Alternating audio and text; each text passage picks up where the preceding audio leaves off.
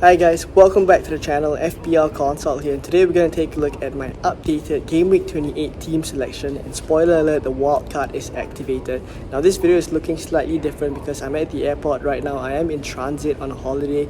I didn't plan to record this video, and I did bring all my equipment, but because I'm releasing this on Friday, I had to record this while I'm on transit. I will go onto the plane later on to edit this video and put it up for you guys in time.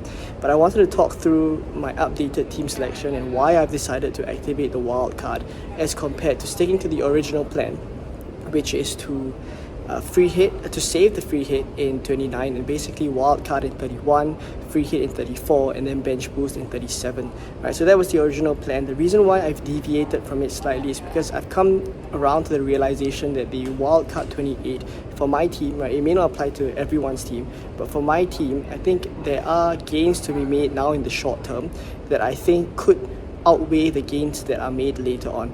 Basically, I think the value of a Game Week 31 wildcard for my team in particular could be slightly overvalued. That's why I'm bringing it forward now to Game Week 28. So what I've done, right, I'll talk through my process of how I've decided. So what I did was to make a Game Week 31 wildcard draft, and comparing it to a Game Week 28 wildcard draft, there were quite a number of differences, but mapping the transfers moving forward from 28 to Game Week 31, I realized that at least on the starting 11 itself, I'm able to get very close to a Game Week 31 wildcard team, barring maybe one or two slightly different players. But aside from that, I'm able to get very close to a Game Week 31 wildcard team come the time Game Week 31 comes around, right? Based off of my current Game Week 28 wildcard draft. So I'll share with you guys the plans, the planned transfers, but talking through a couple of the other reasons why I'm deciding to activate the wildcard. I'm referring to my notes here. So another reason why I've decided to activate the wildcard is because I already planned to take a -8 in Game Week 28, and also a -4 was lined up for Game Week 29. Even then, with this -12 taken, my team would not be in an optimal state. I'll be playing players like Charlie Taylor in Game Week 29, Konza now in Game Week 28 against Spurs. I also would not have a lot of the double Game Week players. I would have to be taking hits for them. So basically, I already am saving -12 overall, as well as the potential points from having a more optimal 28, 29, and 30 team.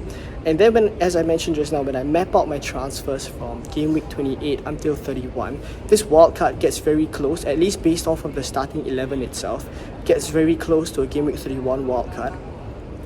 And lastly, Brighton losing to Roma. So this one was kind of the pushing factor for me. Brighton losing to Roma 4-0, according to Ben Krellin, right, makes it more likely that Bournemouth double in 37 instead of 34.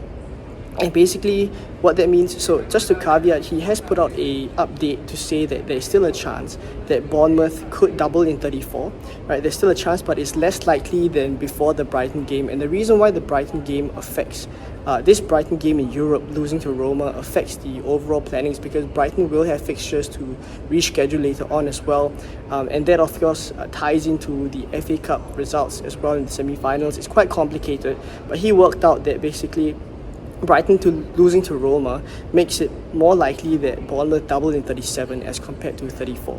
So that basically means that I'm potentially able to carry through these Bournemouth players all the way until Game Week 37 and then have them on the bench to bench boost. Right, so my team in general could be well set up for the future depending on how the fixtures fall. So obviously, wildcarding now, I'm taking a chance that the future fixtures fall into place on me as well. So a lot of I guess it's a calculated gamble, you could say. Right, so a lot of things have to work out, but obviously I'm taking a chance that the gains going to be made in these few game weeks would outweigh the potential maybe one or two hits that I need to take later on just to catch up with the pack. Right, so that's the thought process. So going through my draft, basically I have Neto in goal, followed by Flecken. Now this thought process is basically Neto is the doubling keeper this week. Flecken plays in 29 with a good fixture. In defence is Zabani, Gabriel, and Doughty in the starting 11, and thereafter on the bench for the other two defenders is Udogi and Reguilon. Both of them on the bench are in line for a start for the blank in Game Week 29. The back three currently in the defense, so Barney and Doughty double. Gabriel has Brentford at home, so I like those fixtures. Obviously, on a wildcard, the team looks really good. In midfield is Palmer, Bowen, Son, and Saka, followed by Maddison on the bench. So Maddison on the bench is to get ready for the 29th fixture as well. Bowen, Burnley at home is a really good differential this week. Son going to be in the team because he plays in 29. Saka, obviously, I think based off the latest news, it seems as if he will be fit for the Brentford game as well. Palmer is just a player that I think is very important to have on the wildcard, because looking at Chelsea's fixtures moving forward, they're really, really good as well. Now up front, it's Solanke captain, Morris as the vice captain, both of them double, and then there's Watkins as well. So I think the Game Week 28 wildcard kind of sets itself up in terms of having doublers as well as having players to cover the future game weeks. A lot of the Game Week 28 wildcards that I've looked around on Twitter as well look quite similar to this. The structure is there, and I think working out a couple of transfer plans, I will be able to bring Salah, Haaland and Darwin Núñez into the team come Game Week 31, which by then would probably replace players like... I actually have Watkins lined up to be removed in Game Week 31. It could sound crazy now, but I think based off the transfer plans, that could work as well. We'll see what happens. But these three players, Haaland, Darwin and Salah, will be in the team come Game Week 31, and hopefully it will look pretty good from there. So pretty much this is all I have for this video. Hopefully it's clear enough, and hopefully you guys enjoyed it. If you appreciate the effort, please do drop a like, please do subscribe, and I wish you all the best for Game Week 28.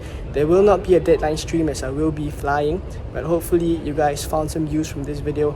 Maybe you're not wildcarding, but maybe you could consider it a little bit as well, or kind of understand from the wildcarding perspective the differences, so that further forward you can also kind of plan your moves as well. If not, I'll see you guys in more Game Week 29 content next week, and goodbye.